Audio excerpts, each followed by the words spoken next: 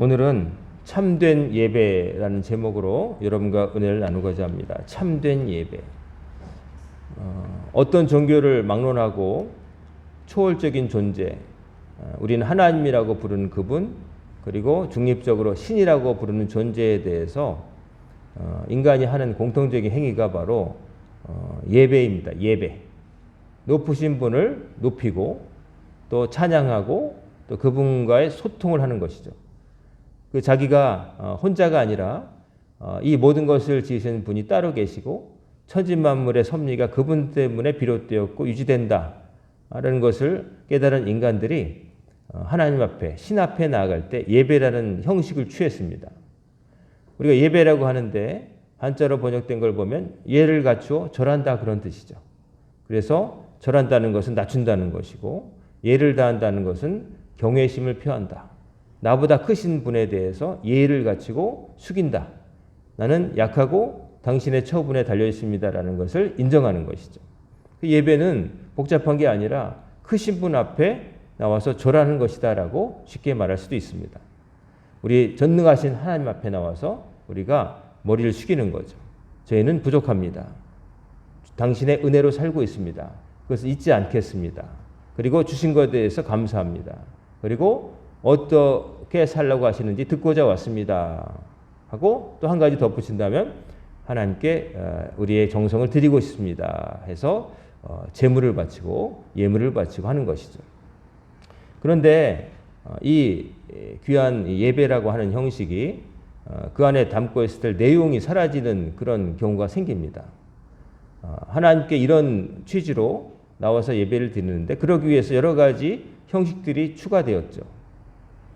여러 가지 하나님을 섬기기 위한 이스라엘 전통 종교에 따르면 수많은 제사가 있었던 것이죠. 레위기에 등장하는 수많은 제사들, 번제, 화제, 화목제, 속건제, 속죄제, 거제, 요제, 자원제, 낙헌제, 줄줄 제가 막 말씀드리는데 참 여러 가지 제사가 있는 것이죠. 근데 그때마다 또 드리는 제물의 종류나 양이나 이런 것들이 다릅니다. 곡식을 드리는 곡식 가루 같은 걸 드리는 소제, 또 독주나 포도주를 부어 바치는 전제, 또 들어서 바치는 거제, 흔들어 바치는 요제, 여러 가지 제물의 종류와 또 어떤 때 드리냐에 따라서 다르고 또 절기 때 드리는 또 수많은 중요한 행사 때 드리는 제사, 이런 것들이 잔뜩 있는 거죠. 그런데 이런 것들의 기본 목적은 뭐냐면은 아까 말씀드렸지만 기본적으로 하나님 앞에 나와서 예를 표하고 절을 하는 겁니다.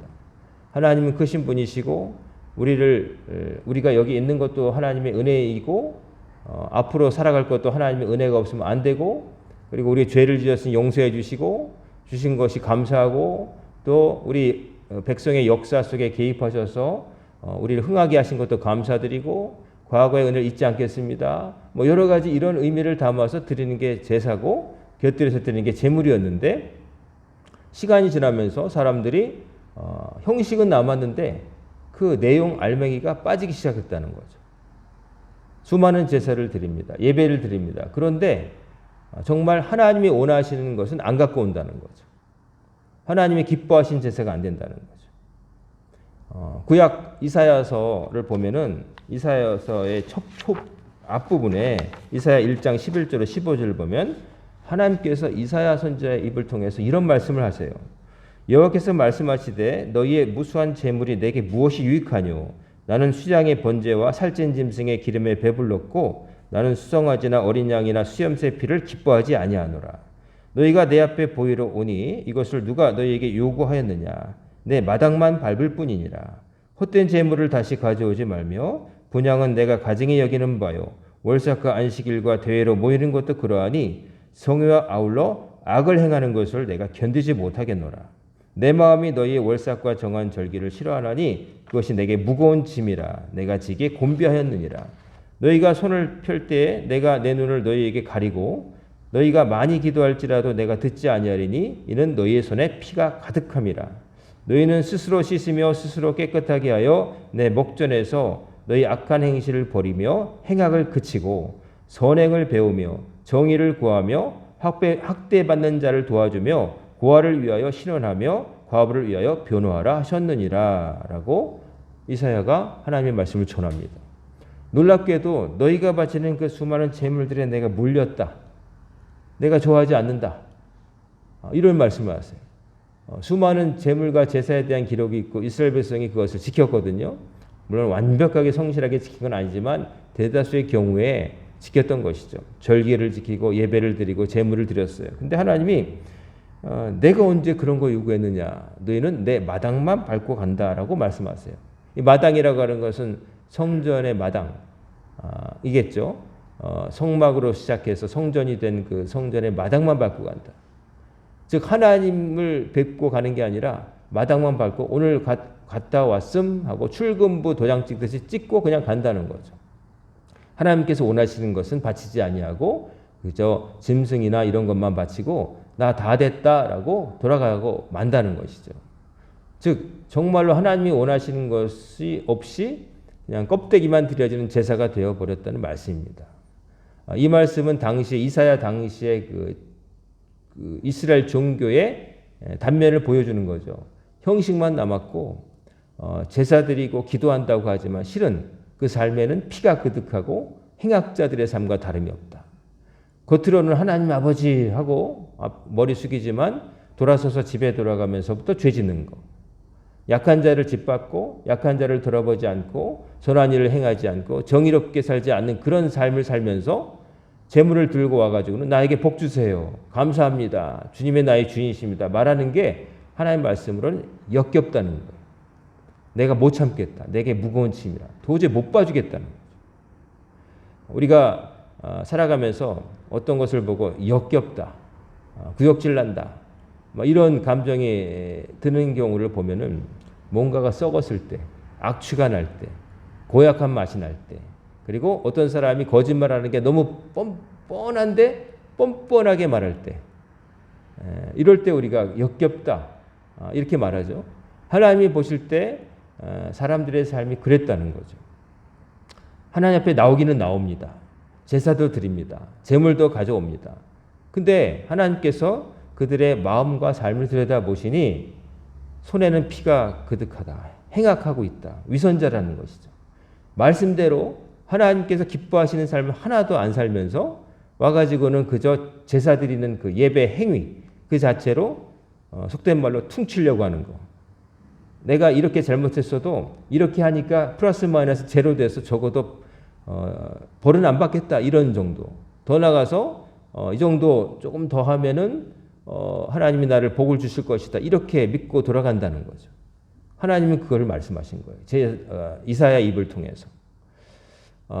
참 하나님께서 이 정도 실망하셨기 때문에 우리가 역사를 보듯이 남유다는 결국 망하고 말았습니다. 끝까지 돌아서지 못하고 헛된 제사만 드리다가 결국 망하고 만 것이죠. 오늘 읽어드린 짧은 말씀 하나님은 영이시니 예배하는 자가 영과 진리로 예배할지니라 라고 하는 예수님의 말씀인데 이 말씀에 맥락이 있어요. 맥락이 뭐냐면은 예수님이 일부러 사마리아 갈릴리 원래 사역을 시작하셨던 북부로 가시는 가운데 사마리아 지역을 통과하시는 거예요. 그러니까 사마리아라고 하는 것은 유대인들이 당시에 금기시하던 땅, 더러운 땅, 아주 거기 사람들 인간 취급도 안 했던 사람들이 사는 땅이었어요. 사마리아 사람들. 우리가 수요예배 때 그 에스라서를 보면서 제가 사마리아가 왜 그렇게 예수님 당시까지 미움을 받았는지에 대한 이야기를 지난주에 말씀드렸죠. 북이스라엘과 남유다로 갈라져서 이스라엘이 두 쪽이 났을 때 북이스라엘이 먼저 아수르에 의해서 망합니다. 근데 아수르 제국은 북이스라엘을 망가뜨리면서 완전히 땅에서 지워버릴 생각을 했어요. 그래서 북이스라엘의 사람들은 딴 지역으로 강제 이주시켜버리고 또 딴 데서 잡은 다른 백성들을 북이스라엘로 강제 이주를 시켰어요. 그래서 뒤섞어버렸어요. 다시는 재기할 수 없도록. 그래서 북이스라엘 땅에 남아있던 소수의 북이스라엘 사람들과 아수르 제국이 딴 데서 끌고 온 강제 이주 이방 민족들이 섞여 살면서 첫 번째 혈통이 섞여요. 맨날 보다 보니까 정들고 결혼하고 막 그랬을 거 아니겠어요? 그 다음에 종교가 섞여버려요. 북이스라엘 사람들이 갖고 있던 종교는 여로보암 왕이 망쳐놓은 그 좀 원래 하나님을 믿는 종교를 삐딱하게 바꿔놓은 그런 바탕 위에 또 강제 이주해 온 사람들이 자기네 나라 땅에서 섬겼던 종교를 갖고 와서 믹스를 시켜버린 거예요. 그러니까 어떻게 되냐면은 하나님도 섬기고 이방신도 섬기고 잡탕이 돼버리는 거죠. 그렇게 섬기고 있었기 때문에 남유다, 아직 망하지 않은 남유다 사람들은 이제 저 북쪽 사람들을 멸시하기 시작했고, 나중에 남유다도 정신 못 차리고 망했어요. 바벨론 제국에 의해서 망했죠. 그런 다음에 포로로 끌려가서 있다가 페르시아가 바벨을 멸하고 고레스 황제가 다 니네 나라 가서 돌아가서 살아도 좋다, 히브리인들 해방령을 내려서 유다 사람들이 이제 한 5만 명 못 되는 사람들이 다시 원래 남유다 땅으로 와서 성전을 재건하고 뭐 성벽을 쌓고 뭐 이런 과정이 에스라 느헤미야에서 있잖아요. 근데 그때 에스라서를 보면은 지난주에 우리가 본 것처럼 성전을 이제 재건하려고 할 때 그 사마리아에 남아있던 사람들이 우리도 하나님을 믿으니 성전 재건에 우리를 동참하게 해달라, 이렇게 요청을 합니다. 그때 남유다의 지도자였던 스룹바벨이나 예수와 이런 사람들이 거절을 해요. 너희들은 이 하나님과 상관이 없다. 이것은 하나님께서 우리에게 명하신 우리의 일이다. 그러니 참여하지 말라 했더니 이 사마리아 사람들이 앙심을 품고 여러 가지 투서를 넣고 페르시아에 막 쏘고 뭐 이래가지고 나중에 성전 재건도 15년이 딜레이되고 나중에 성곽을 쌓을 때도 다음 황제에게 투서를 써서 애먹게 만들어요. 그래가지고 그런 거를 봤기 때문에 이제 남유다 사람들은 사마리아 사람 하면은 이가 갈리는 거예요. 저것들은 혼혈에다가 또 하나님의 전을 짓는 것을 방해했던 자들이다. 그러면서 세월이 흐르니까 예수님 당시까지 그 지역 감정 같은 거 남아 있어가지고 사마리아 사람을 미워했던 거죠. 그래서 사마리아로 안 들어갔던 거예요. 유대인들은 멀리 돌아갔어요. 근데 예수님은 개의치 않으셨어요. 그래서 사마리아 지역에 들어가셨는데 하필이면 이제 그때쯤이 정오 12시였어요. 여기 6시라 돼 있는데 이때 그 시간을 플러스 6을 해보면 12시, 정오, 해가 쨍쨍 내리쬐일 때에 제자들은 마을로 가서 먹을 것을 사러 갔는데 예수님 혼자 계셨는데 우물가에 쉬고 계셨는데 하필 그때 한 여인이 왔다는 거죠. 사마리아 여인이. 그러니까 그렇게 있는데 예수님이 그 사마리아 여인에게 말을 거시는 거예요. 물 한 잔 달라고. 그때 이게 어떻게 보면 우물가에 온 사람한테 물 한 잔 달라는 게 뭐가 대단한 일이냐. 근데 여인이 놀라죠. 행색을 보니 사마리아 사람 아니고 자기들을 멸시하는 유대인이에요. 예수님 행색이. 근데 유대인에다가 남자가 여자에게 말을 거는 거예요. 이 사마리아 여자는 사마리아 사람에다가 여성이라고 하는 이중적으로 얕빠지는 자리에 있었는데 유대인 남자가 물 달라고 스스럼없이 물 한 잔 달라고 하는 거죠. 이상해가지고 당신은 유대인으로서 어떻게 사마리아 여인이 나에게 물을 달라고 합니까? 그때 예수님은 네가 물을 달라고 하는 내가 누구인지 알았더라면 더 달라고 했을 것이다 말씀하시면서 이 여인의 그 처지를 꿰뚫어 보시는 거죠. 남편이 있냐고 그랬더니 남편이 없다고 그러는 거죠. 그러니까 예수님이 그러는 거죠. 그래, 네 남편이 없다는 말 사실이다. 네가 5명의 남자와 결혼했지만 다 이혼했고 지금 있는 남편도 진짜 남편은 아니다. 이걸 딱 마치니까 이 여인이 놀라가지고 이분은 진짜 신통한 분이다. 그러면서 이제 대화가 가는 거죠. 대화가 가는데 이제 물어보는 거죠. 이 여인이 우리 조상들은 이제 야곱의 후손으로서 이제 이 수가성 근처에서 살고 있는데 당신이 이 야곱보다 크신 분입니까? 물어보는 가운데 우리 조상들은 뭐 여기서 예배한다고 하든지 아니면 유대인들은 예루살렘에서만 예배해야 된다든지 그렇게 말하는데 이게 어떻게 되는 겁니까? 그랬더니 예수님이 말씀하시는 거죠. 여기서 예배해야 된다, 예루살렘에서 예배해야 된다, 그거와 상관없이 오직 하나님께서 찾으시는 것은 신령과 영과 진리로 예배드릴 사람을 찾으신다. 참된 예배를 드릴 사람을 찾게 되실 것이다. 그러면서 하신 말씀이 하나님 영이신 예배하는 자가 영과 진리로 예배할지니라 라고 하시면서 이제 당신이 메시아이심을 이 여인에게 드러내 보이시는 맥락에서 예배에 대해서 하신 말씀이에요. 자, 예배드리는 자가 영과 진리로 영이신 하나님께 예배드린다. 영과 진리로 예배드리는 것이 참된 예배, 그런 때가 온다고 말씀하셨어요. 영과 진리로 예배드린다고 하는 것은 어떤 의미가 있냐면은 아까 고전에 이 여인이 사마리아 여인이 자기 조상 때부터 갖고 있던 생각, 어떤 고정관념이 뭐냐면은 우리 북이스라엘 출신 사마리아 사람들은 이 북이스라엘 땅에서 예배드려야 된다고 얘기하는 거고, 또 남유다 출신 사람들은 예루살렘에서만 예배드려야 된다. 거기 성전이 있으니까 그렇게 얘기하는데 뭐가 맞습니까? 예수님은 그런 거 상관없다는 거죠. 그런 거와 무관하게 오직 장소가 아니라 혈통이 아니라 영과 진리로 예배드리는 것을 알게 될 때가 올 것이다. 바로 당신께서 오신 메시아가 오신 것을 그렇게 알리신 거예요. 이제는 더 이상 장소에 구애받는 게 아니에요. 예수님도 절기 때마다 예루살렘 올라가셨지만 따라주신 거죠.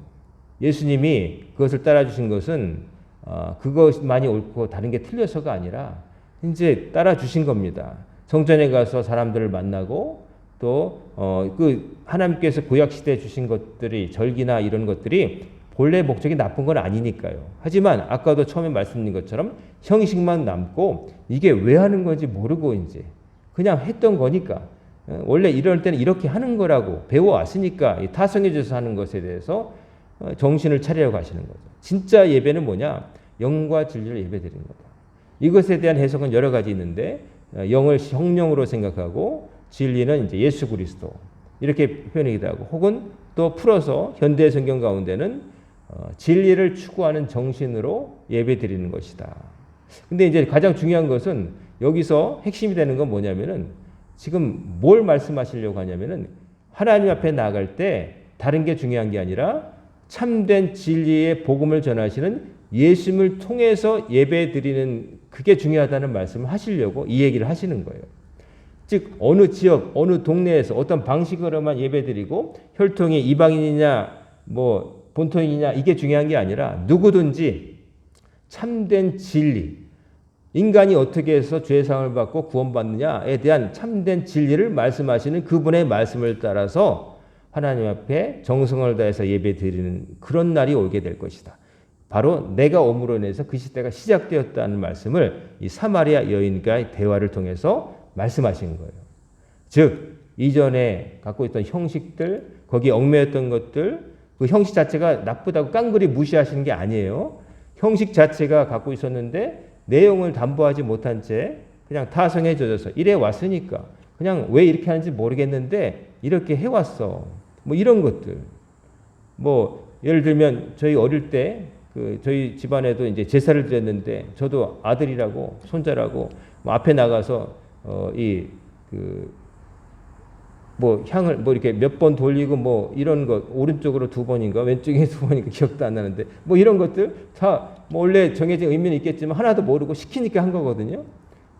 산 사람한테는 2번 반 절하면 큰일 난다 이런 것들. 이건 뭐 원래 제정될 때는 의미가 있었지만 세월이 지나면서 왜 그런지는 모르지만 그래 왔다는 것이 이제 해서 이제 그냥 뒤에 사람들 그냥 따르게 하는 거예요. 왜 하는지 모르는 거예요. 유대인들도 세월이 지나면서 그렇게 한 거예요. 이때는 그냥 이렇게 해왔어. 근데 왜 하나님이 이렇게 하라고 하셨을까? 정말 이렇게 하는 것의 진짜 의미는 뭘까? 하나님을 섬긴다는 것이 이때 정말 중요한 건 뭘까를 이제 까먹고 껍데기만 나가버린 거죠. 목적, 취지를 망각한 채 하던 방식만 남은 거죠. 이런 경우는 참 여러 가지 많습니다. 그 이세돌이라고 하는 그 바둑 기사가 AI와 바둑을 두고 한 번 이기고 이제 져서 그래도 AI를 이긴 유일한 인간으로 남았다고 그러는데 이세돌 기사가 인터뷰한 가운데 그런 얘기를 하더라고요. 과거에는 그 바둑 기사들이 요즘은 AI를 통해서 배운다는 거예요. 컴퓨터를 통해서.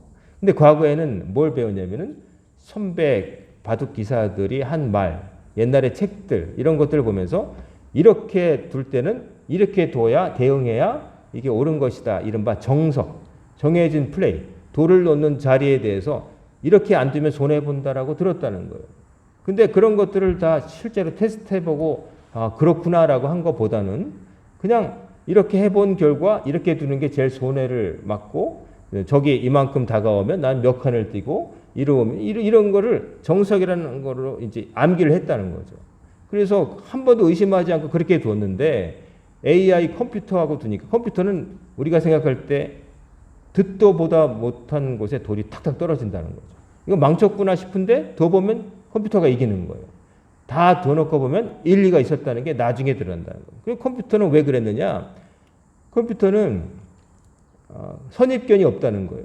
그냥 위에서부터 앞에서부터 이렇게 하라니까 하는 게 아니라 그냥 이렇게 해보면 어떨까? 저렇게 해보면 안 될까? 계산해보면서 다 해본다는 거예요. 그러니까 새로운 것이 나오는데 그러니까 인간을 앞선다는 거죠. 인간은 항상 뭐가 있냐면은 타성. 그냥 이렇게 해왔으니까 이렇게 하는 게 옳아. 이렇대. 이러면서 나중에 아무 생각 없이 그냥 눈을 뜨고 있지만 잠자는 것과 똑같이 좀비처럼 하던 대로 한다는 거죠. 그러면서 좋게 말하면 전통이라고 말하는데 실제로는 전통이라고 하는 이름을 빈 그냥 타성, 관성, 그냥 하던 대로 하는 겁니다.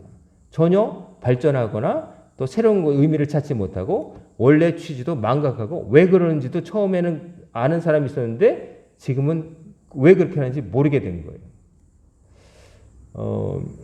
그 중국에서 공원에 가보면 새벽에 하는 흐느적거리는 체조 같은 거 그 태극권이라고 하잖아요. 제가 그거를 배워왔습니다. 배워왔고 혼자도 하고 하는데 이제 그게 공원에서 하는 흐느적거리는 것도 있지만은 또 좀 무술적으로 세게 하는 것도 있고 또 뭐 그 스타일이 달라서 하나로부터 파생돼서 여러 가지가 왔다고 그래요. 그러면 이제 그걸 배울 때에 뭐 팔을 이렇게 드는 동작도 있고 뭐 다리를 이렇게 내미는 동작도 있고 몸을 이렇게 트는 동작도 있는데 다 이름이 붙어 있어요. 근데 우리나라 태권도는 뭐 중단 맞기, 하단 맞기, 옆차기 뭐 이렇게 원래 그 하는 행동 자체를 나타내거나 목적이 분명한데 그 중국 무술은 그 모양 수를 시적으로 은유적으로 숨겨놨어요. 그래가지고 뭐 학이 날개를 펴듯이 번역하면 또 무릎을 쓸고 앞으로 나아가기 또 뭐 호랑이 등에 걸터 앉기 번역하면 이제 한자로 되어 있지만 제가 말씀드리는 거예요. 근데 하면서도 배울 때도 왜 이런 동작을 하지? 이제 일단은 선생님이 가르치면 하는데 나중에 물어봐요. 이거를 왜 이렇게 하는 겁니까? 그러면 이거는 상대편이 이렇게 할 때 대응하기 위해서 이렇게 하는 거라고 가르쳐 주는 사람도 있는데 문제는 뭐냐면은 사람마다 다르다는 거예요. 때로. 그 동작을 하는 목적에 대해서 어떤 사람은 이거를 막는 거라 그러고 어떤 사람은 피하는 거라 그러고 어떤 사람은 이게 사실은 팔꿈치로 치기 위한 거라고 어떤 사람은 아니라 그러고 뒤죽박죽이어서 그 말은 뭐냐면은 이제 처음에는 목적이 있었겠죠. 그 동작에 확실히 뭘 맞고 때리는지 피하는 건지 있었는데 나중에 그것을 혼자 연습하면서 가르치는 가운데 잊어버린 거예요.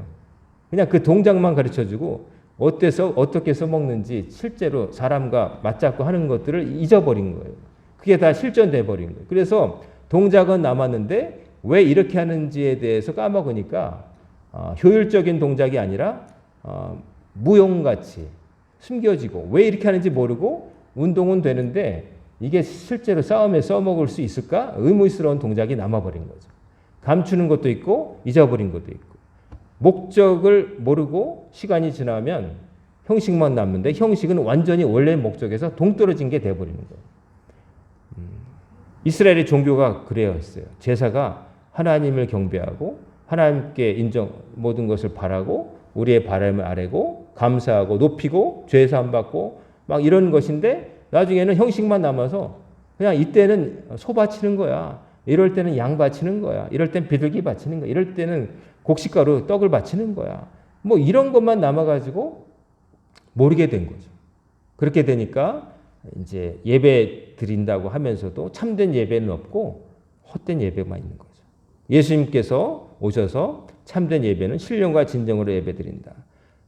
분명히 당신께서 오셔서 예수 그리스도 진리, 인간이 어떻게 하나님 앞에 죄를 용서받으며 거듭나서 하나님 나라에 들어갈 수 있느냐에 대한 진리를 말씀하심으로써 정말 중요한 것이 무엇인지를 말씀하셨는데 정말 진정한 예배는 내가 누구에게 뭘 바라고 있는지를 알고서 그리고 진정 솔직한 마음으로 삶과 신앙이 분리되지 않은 가운데 그렇게 드린 예배가 참된 예배다. 어느 장소에서만 드리는 것만 예배가 아니라 어떤 삶을 살고 있느냐. 장소도 사실 중요합니다. 근데 장소에 들어와 있는 사람이 그 장소에 들어올 만한 마음가짐을 갖지 않고 들어오면 의미가 없는 거예요. 공부를 해야 될 학생이 공부에 의지가 없는데 도서관에 앉아있으면 뭐 있겠어요? 앉아있으면 공부가 되나요? 도서관이라고 하는 자리는 책을 읽고 공부하기 위해서 마련한 공간인데 그 자체가 그런 용도로 지어졌다고 해도 들어와 있는 사람이 책 한 줄 안 보고 딴짓하다가 핸드폰만 보고 나가면은 도서관이 아닌 거예요. 의미가 없어지는 거예요. 근데 들어온 사람이 거기에 목적에 맞게 여기 왜 이렇게 지어졌냐, 의자는 이렇게 되느냐, 책을 왜 여기에 있느냐 찾아 읽고 공부하고 나가면 그건 도서관다운 거예요. 그는 공부를 하고 간 거예요. 그 학생은. 마찬가지입니다. 예배당에 나와서 예배를 드리더라도 예배를 드리기 위한 목적으로 하나님께 모든 걸 내어놓고 예수 그리스도 의지하여 기도하고 감사를 표하고 모든 것이 하나님 소관에 있다는 걸 인정하고 돌아가면 예배가 되지만 예배당에 왔지만 정말 마당만 밟고 간다는 식으로 와서 딴 생각하고 또 예배당 밖에서는 손에 피를 묻히고 그것까지는 안 되더라도 비양심적으로 살고 하나님께서 예수님을 통해서 주신 말씀대로 안 살고 거역하며 살면서 교회 안에 들어와서는 마치 영화 투캅스의 부패 경찰로 분장한 안성기 배우가 아버지 하면서 이렇게 위선적으로 기도하는 그런 모습이 될 수 있다는 거예요. 근데 그거는 예배가 아니라는 거죠.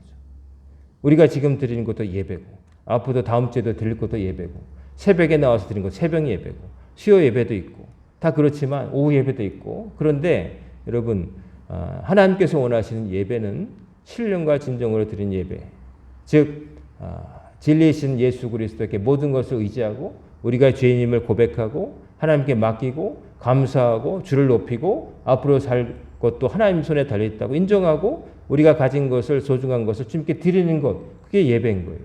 그것을 드리면 여러분과 저는 예배를 잘 드린 거예요. 예배다운 예배를 드린 거예요.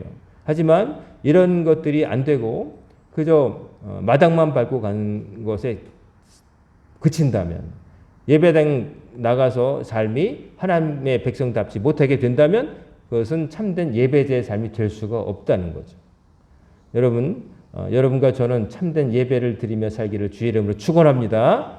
하나님 앞에 마음으로. 하나님은 성경에 보면 재물의 깨끗함에 대한 흠없는 것, 깨끗한 것에 대한 말씀도 많지만 근데 정작 더 중요한 건 뭐냐면 재물을 바치는 사람의 마음가짐에 대한 얘기가 더 중요하다. 재물이 아무리 좋으면 뭐예요? 드리는 사람의 손이 들어오면은 삶이 악하면은 그건 가증한 것이 되는 거예요. 기도도 악한 사람이 드리는 것은 가증한 것이 된다. 소득도 적은 것이라도 의를 겸하면 떳떳한 것이 된다. 여러분의 삶과 신앙이 일치하시기를 바랍니다. 그리고 교회 안에서나 밖에서의 삶도 똑같이 하나님 백성답기를 바라고 특별히 예배당에 와서 정말 예배를 드리기 위해서 하나님께서 정하신 이곳에 와서 예배 드릴 때에 여러분과 저의 예배가 하나님께서 받으실 만한 예배, 여러분이 드리는 기도가 하나님께서 들으실 만한 기도, 여러분이 드리는 예물이 정성을 다한 예물이 되어서 하나님께서 그런 사람에게 주시마 약속하신 복을 다 받아서 누리시는 우리 성도님들 다 되시기를 주의 이름으로 축원합니다. 아멘. 기도하겠습니다. 고마우신 아버지 하나님, 오늘도 주님 앞에 모여 예수님께서 주신 말씀을 통하여 참된 예배를 생각하고 또 깨닫고 마음에 새기고 돌아가게 하심을 감사드립니다. 저희들이 참된 예배를 드리시는 참된 예배자가 될 수 있도록 성령으로 저를 충만케 하시고 참된 진리를 가르쳐 주신 예수님의 본을 받아 그 말씀을 따르며 지키며 살아갈 수 있도록 인도하여 주옵소서. 예수님의 이름으로 간절히 기도드리옵나이다. 아멘.